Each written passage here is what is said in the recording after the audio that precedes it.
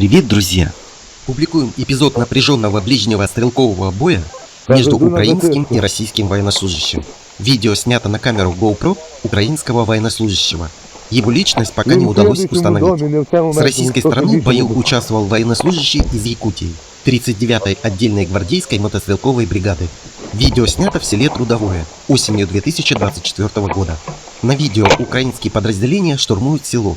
В одном из домов находится российский военнослужащий.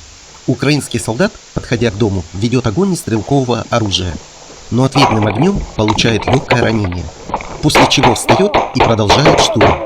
Подойдя к дому, украинский солдат бросает гранату в окно, но российский солдат успевает выйти из дома.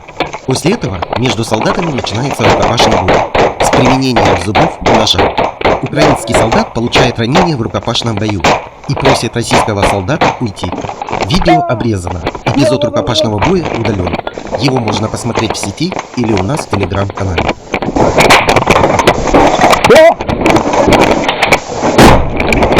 Друзья, спасибо за просмотр. Приглашаем вас стать частью нашего сообщества и получить новые знания.